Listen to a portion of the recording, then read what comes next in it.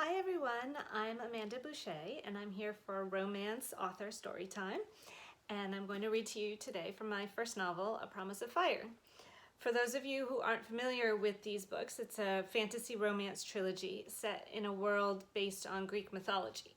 So if you take, for example, the gods and goddesses and creatures and stories of Greek mythology that you might know already, and you stick them in a new world that lives by them and with them and is surrounded by them, then you've got the world where the Kingmaker Chronicles are set.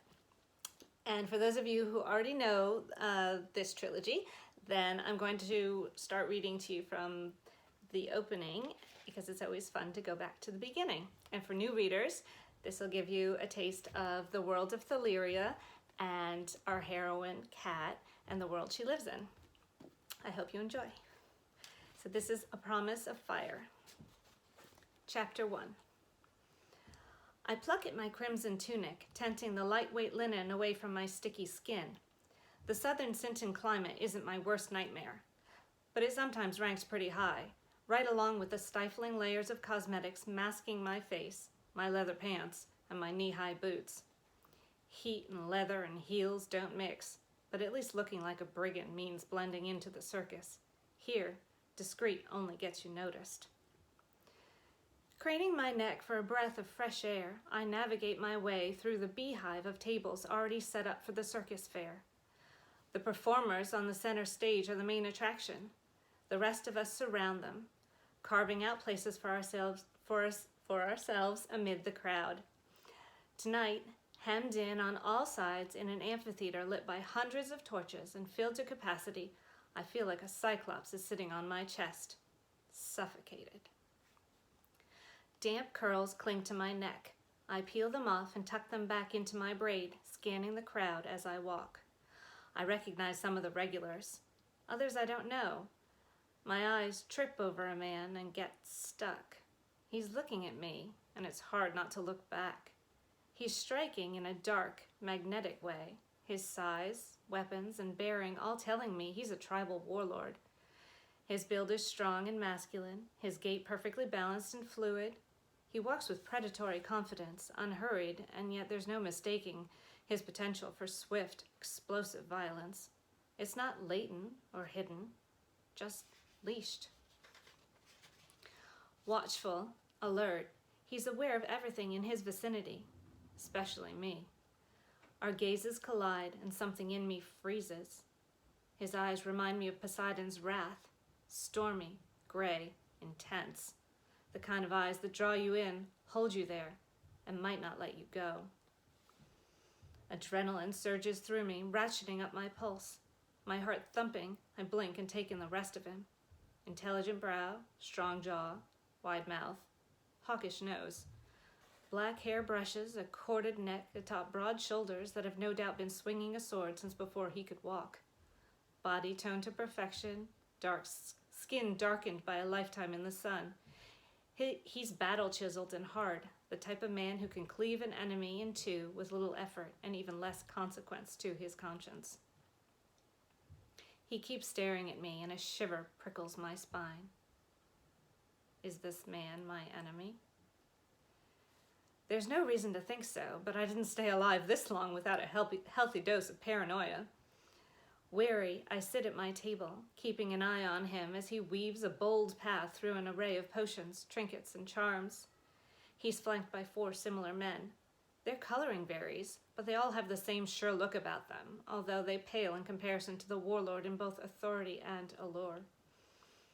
The man with the gray eyes is a born leader, and only an idiot would mistake him for anything else. He stares for so long that I start to wonder if he can somehow bore through my layers of face paint and unmask me. But I've never seen him before, and he can't possibly know the person underneath. I'm from the north of Fisa, where magic is might. He's from the south of Sinta, where muscle and cunning decide who lives or dies.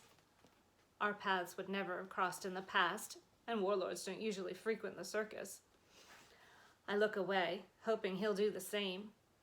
There are plenty of reasons a man stares at a woman, An exotic face and generous figure attract as much attention as a good mystery, if not more, and the warlord's intense scrutiny feels more appreciative than alarming. Ignoring the flush now creeping into my cheeks, I smooth the wrinkles from the coarse wool blanket covering my table and arrange my paraphernalia like usual. My glittering gold-lettered sign advertises Cat the Magnificent, Soothsayer Extraordinaire, even though flashes of the future only come here and there, usually in dreams. Luckily, it only takes a few questions for truths to reveal themselves like flowers opening for the sun. I read people's body language and glean who they are, what they want, and maybe even what they're capable of. It's about knowledge and illusion. I get a copper for it, which is more than a fair deal for me. I won't peddle futures. I have an idea of my own, and that's more than enough. My leg starts a nervous bounce. Prophecies can be interpreted loosely, right? The audience gasps, and I turn to see what's happening on stage. Vasily is throwing knives at his wife. She's strapped to the flat side of a vertical, rotating wheel, and he's blindfolded. He's never hit her, but my heart still comes to a complete standstill every time they perform. Tonight is no exception, and I hold my breath, both riveted and terrified, until he runs out of knives. The crowd is too caught up in the circus to take advantage of the fair, so I get up again and head to the performer's gate to watch the end of the show and put some distance between the warlord and me. He's still looking when he shouldn't be. The air coming through the gate is fresher, bringing with it the sound of Cerberus's chuffing breaths and the scent of sweaty dog. He's Hades' pet, so I doubt the heat bothers him. I toss him a wave, and 2 of his 3 upper lips curl in a snarl of acknowledgement. One of these days, I'll get all 3. Although in 8 years, I never have. I think his middle head just doesn't like me. I think I'll stop there. And hopefully I've tempted you to maybe pick up the rest of the book and try it out. A Promise of Fire, and it's a whole trilogy actually that's already out. Breath of Fire and Heart on Fire are all available at any major retailers and also through recorded books, so they have an audiobook if you're interested. And I hope you enjoyed that. That was lots of fun, and I know I stumbled a few times, but I think it wasn't too bad. So maybe I don't have to do a second take and do that all over again. I think I managed okay. It was really great doing this, and I hope you'll look up the Kingmaker Chronicles and A Promise of Fire, and maybe have some questions in the comments. I'll be here to answer them and just chat or get to know you if you're interested. So I hope you enjoyed, and thanks for listening to A Promise of Fire. Bye!